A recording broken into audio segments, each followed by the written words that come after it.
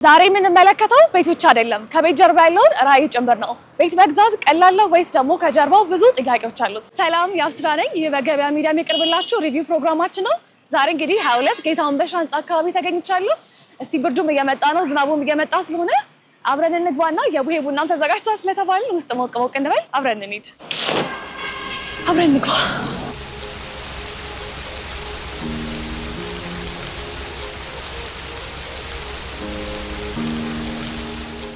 እሺ አሁን እንግዲህ ቦታው ላይ ደርሻለሁ። ውስጥ ያለው ቫይብ እንግዲህ በጣም ደስ ይላል። ውስጥ ገብቼ እስካሳያችሁ ጓጉቻለሁ። አብረን እንግባ።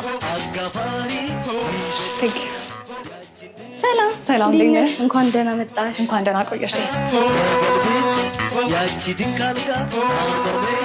እባክሽ አረፍ በይ ነው። አመሰግናለሁ። እሺ ወይኔ ድባቡ ደስ ሲል፣ ሁላችሁም እንኳን አደረሳችሁ። አመሰግናለሁ።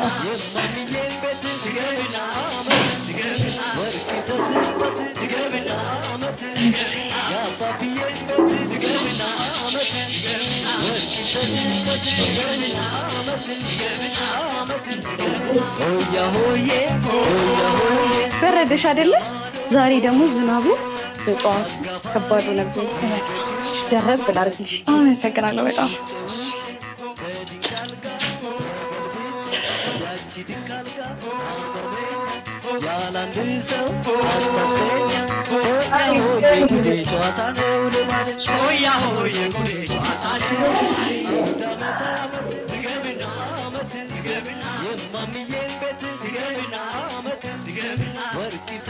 እንኳን ደህና መጣ።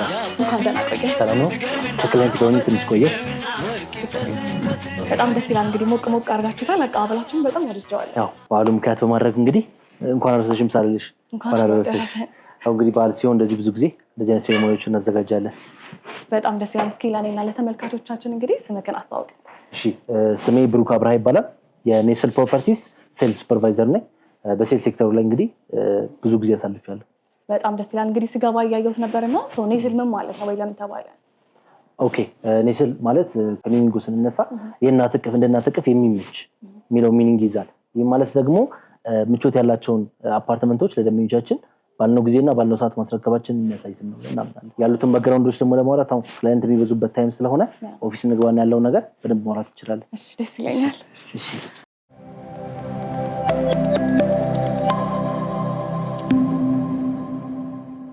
በድጋሚ እንኳን ደህና መጣሽ። እንኳን ደህና ቆየሽ። የታሪፍ ቢሮአችን በጣም ያምራል፣ ደስ ይላል። እሺ እንግዲህ ጨዋታችንን በማላቋረጥን ወደ ጥያቄዎቻችን እንመለስ። ኦኬ፣ ኔስል ፕሮፐርቲስ እንደ እናት እቅፍ ምቾት ያለው ነው ብዬሻለሁ። እዛ ሆነ ከዛ በተጨማሪ ደግሞ ኔስል ፕሮፐርቲ ውስጥ የፋሚሊ ቢዝነሶች አሉን።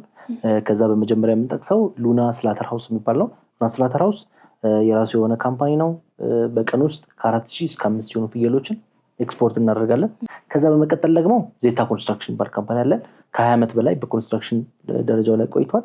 የደረጃ 1 ኮንስትራክሽን ካምፓኒ ነው። ይህም ደግሞ አንዱ ካምፓኒያችን ነው ማለት ነው። ከዛ በመቀጠል ደግሞ ፍሬሽ ኮርነር አለ ማለት ነው። ፍሬሽ ኮርነር የእናንተ ነው? አዎ፣ ፍሬሽ ኮርነር የኛ ነው። መቼስ ደንበኛ ነሽ ብዬ አስባለሁ። አዎ፣ ጃፓን አካባቢ ያለውን በደንብ ተጠቃሚ ነኝ። ብዙ ደንበኞች አሉ ፍሬሽ ኮርነር ላይ ደግሞ። ከዛም በተጨማሪ ደግሞ ፍሬሽ ኮርነር ኪችን የሚባል አለ። እስቲ ሜይ ቢ አንድ ቀን ደግሞ በድጋሚ ተገናኝተን ፍሬሽ ኮርነር ኪችን ላይ ደግሞ ጥሩ የሆነ ምሳ ጋብዝሻለሁ። ደስ ይለኛል። ከዛ በመቀጠል ደግሞ ፍሌም ትሬዲንግ የሚባል ካምፓኒ አለ። እሱ ደግሞ ከውጭ የሕክምና እቃዎችን እና ለግንባታ የሚሆኑ የፊኒሽንግ እቃዎችን የሚያስመጣ ካምፓኒ ነው። በሪልስቴት ዘርፉ ላይ ብዙ ጊዜ ቆይታችሁ? የተወሰኑ አመታቶችን ቆይታለሁ በሪልስቴት ሴክተሩ ላይ። ያስረክባቸው ፕሮጀክቶች ወይ ደግሞ ሳይቶች አሉ ወይ? ያስረክባቸው ሳይቶች አሉ። ለምሳሌ የመጀመሪያው በቦሌ ካርጎ ፊት ለፊት የመጀመሪያ ሳይታችንን አስረክበናል።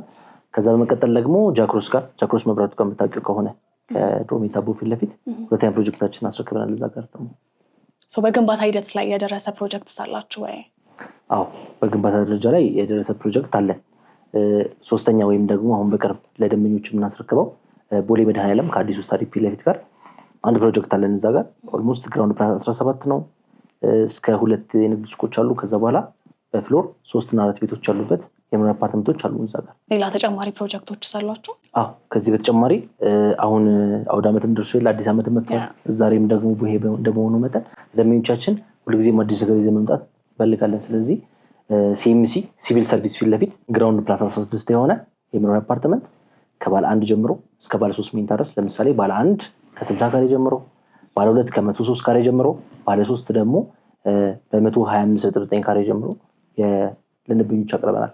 እሺ ስለ ቤት ሲነሳ እንግዲህ ሰው ዋናው ማወቅ የሚፈልገው ነገር ስለ ፕራይስ ነው እና ዋጋው እንዴት ነው፣ የፋይናንስ አማራጮች አሉት ወይ የሚሉትን ነገሮች እስኪ ዲቴይል ብትነግረኝ። እሺ ቦሌ የሚገኘው ሳይታችን ላይ መጀመሪያ የሚከፍሉት 50% ብቻ ነው። ያሉን የካሬ አማራጮች 2 የካሬ አማራጭ ነው ያለው። 112 ካሬ እና 153 ካሬ አማራጭ ነው ያለው። ኦልሞስት የቤቶች ስቶክም ብዙ አይቀሩንም። ኦልሞስት 5 ቤቶች ብቻ ነው የሚቀሩን። 4 ባለ 2 መኝታ እና 1 ባለ 3 መኝታ እና በተጨማሪ ደግሞ አንድ ሱቅም አለችን እዛው ላይ ማለት ነው። እዚህ ላይ ኢንቨስት ማድረግ የሚፈልጉ ከሆነ ከነሱ የሚጠበቅባቸው እንዳልኩሽ 50% ብቻ ዳውን ፔመንት የሚፈጽሙት። ለምሳሌ አካባቢ ላይ ካለውን ፕራይስ በጥሩ ፕራይስ ስላቀረብ ነው የ112 ካሬ ባለ 2 ለምሳሌ የሚከፍሉት 8,400,000 ብር ነው 50% ክፍያ የሚጠበቅባቸው። 100% ከከፈሉ እንዳልኩሽ ካርታቸውን መውሰድ ይችላሉ።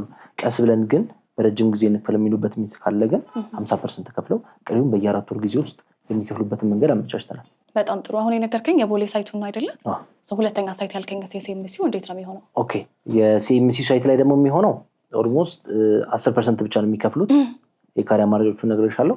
10% ይከፍሉና አጠቃላይ የፕሮጀክት እናጠናቃለን ብለን ያሰበው በ34 ጊዜ ውስጥ ነው።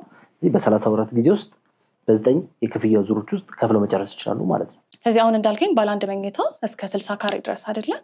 ከ60 ካሬ ጀምሮ ለባለ 1 መኝታ። እስቲ በምሳሌ እናስረዳቸው በደንብ ግልጽ እንዲሆን ማለት ነው። ኦኬ ለምሳሌ የ60 ካሬ አጠቃላይ ክፍያው የሚሆነው አሁን ባለን ፕራይስ 5,700,000 ብር ነው የሚሆነው አጠቃላይ ክፍያው። አሁን ከነሱ የምንጠብቅባቸው 570,000 10% ብቻ ነው ማለት ነው። 10%ን ይከፍሉና ቀሪውን በ34 ጊዜ ውስጥ በ9 ስኬጁል መክፈል ይችላሉ ማለት ነው። በጣም ጥሩ። በዛ ነው የምናደርገው። እሺ ኔስል ፕሮፐርቲ ከሌሎቹ ምን ለየት ያደርገዋል? ምን ዩኒክ ነገር ይዞ መጣ? በጣም አሪፍ። ኔስል ፕሮፐርቲ ከሌሎች ሪልስቴቶች የተለየ ነገር አለው። ከነዚህ መካከል ለምሳሌ ፕሮጀክቶቻችንን ስንሰራ በራሳችን ዲዛይነሮች ዲዛይን እናደርጋለን። በራሳችን ኮንስትራክሽን ካምፓኒ ነው የምንገነባው። ከዛ በመቀጠል ደግሞ ቅድም ያነሳው ልጅ ፍሌም ትሬዲንግ የሚባል ካምፓኒ አለ። በሱ ደግሞ የፊኒሽንግ እቃዎችን አስመጥተን በራሳችን ነው አጠናቀም የምንጨርሰው። ስለዚህ ብዙ ላግ የሚያደርግብን ነገር የለም እንዳልኩሽ ተመጋጋቢ ካምፓኒ ስለሆነ ማለት ነው። ሁለተኛው ደግሞ ፕሮጀክቱን 100% ጨርሰን ከማስረከባችን በፊት 100% ለከፈሉ ሰዎች ቀድመን የተናጠል ካርታ በመስጠት እንታወቃለን። ለየራሳቸው የተናጠል ካርታ እንሰጣለን ለደንበኞቻችን ማለት ነው። ሌላው ደግሞ የሚለየን ፕሮጀክቶችን ብዙ መጀመር ላይ ፎከስ አናደርግ። የጀመርነውን ፕሮጀክት በጥሩ ሁኔታ አጠናቀን ነው ሌላው ፕሮጀክት የምንገባው። አሁንም የቦሌው ሳይታችን ላይ ያሉት ቤቶች ትንሽ መሆናቸው የምናስረክበት ጊዜ መቅረቡ እና እያለቀም ስለሆነ አሁን ወደ ሲኤምሲው ፕሮጀክት ሽፍት ያደረግነው። ስለዚህ አንድ ፕሮጀክት ካለቀ በኋላ ወደ ሌላ ፕሮጀክት ሄዳችሁ ትቀጥሉት? አንድ ፕሮጀክት ካለቀ በኋላ ነው ወደ ሌሎቹ የምንሄደው እንጂ አንድ ጊዜ በልክ የሆነ ፕሮጀክቶች የሉንም እኛ ጋር። ካልነገርከኝ ውጭ ነገሮች ደግሞ ሌሎች ያሟላቸው ነገሮች አሉ የሚለውን ነገር ንገረኝ።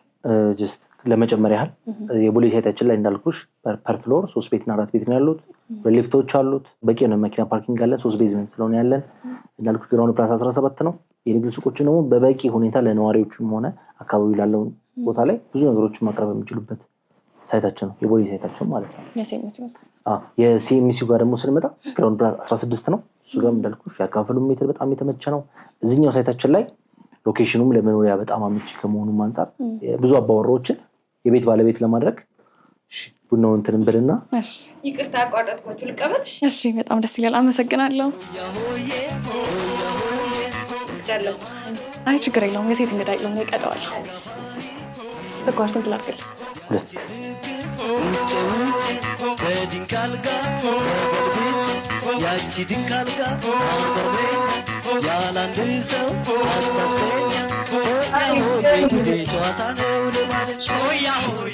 በቤቴ እንግዳ እሺ ኔስል ፕሮፐርቲ ወይም ደግሞ ሪል ስቴት እንግዲህ ከሌሎች ሪል ስቴቶች ወይም ፕሮፐርቲዎች ምን የተለየ ዩኒክ ነገሮችን ይዞ መጣ? ምን አለው? የመጀመሪያው ነገር የሚሆነው በራሳችን ዲዛይነሮች ነው ዲዛይን የምናደርገው። ከዛ ደግሞ በራሳችን በዚታ ኮንስትራክሽን ካምፓኒ ደግሞ ህንፃውን እንገነባለን።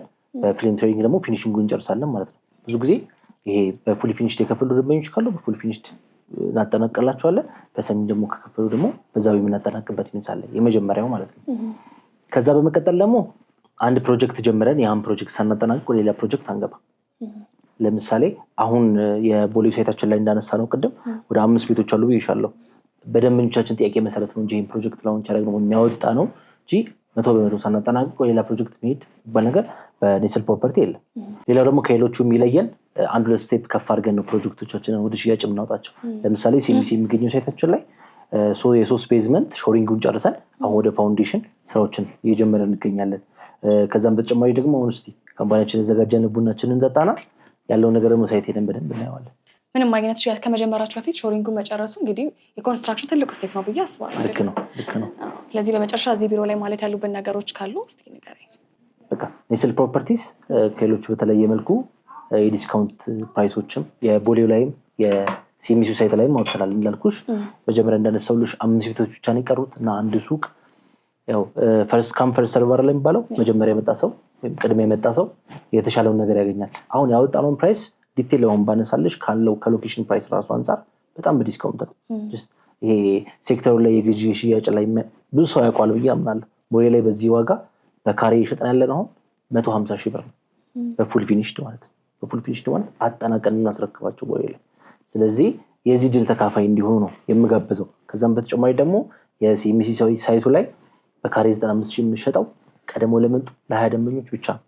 ስለዚህ ይሄ ፕራይስ የወጣው ለ20 ቤት ብቻ ነው ማለት ነው። ያው ማየት ማመን ነውና ደግሞ ያለውን ነገር ደግሞ በዲቴል ሳይት ሄደን በተጨማሪ ያሉትን ነገሮች እያወራን መጨረስ እንችላለን። ደስ ይላል።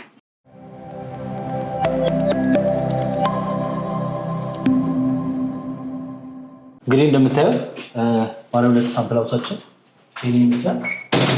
በጣም ያምራል። አሁን ያለነው ኦፕን ኪችን ጋር ነው ማለት ነው። በጣም ጥሩ። አንድ ሪል ስቴትን እንግዲህ ቆንጆ ነው ወይም ደግሞ በጣም ጥሩ ነው የሚያስብለው ነገር የህንፃው ማማር ብቻ ሳይሆን የሚገኝበትን ቦታ ጭምር ነው። ለዚያውን ሳይት ላይ ተገኝተን አንዳንድ ጥያቄዎችን ደግሞ እንጠይቃለን ማለት ነው። የመጀመሪያው ጥያቄ እንግዲህ ይህንን ቦታ ለመረጣችሁት አንድ ሰው እዚህ ቤት ቢገዛ ምን አይነት ጥቅሞችን ያገኛል? በጣም አሪፍ። እንግዲህ አሁን ያለንበት ሎኬሽን ቦሌ መድኃኔዓለም አካባቢ ላይ ስለሆነ ቦሌ ደግሞ ከሎኬሽን ዋይዝም አንጻር የብዙዎቹ ተመራጭ ነው። ከፊት ለፊታችንም እንዳየሽው ስታዲየሙ አለ፣ አዲስ አበባ ስታዲየም፣ አዲሱ ስታዲየም።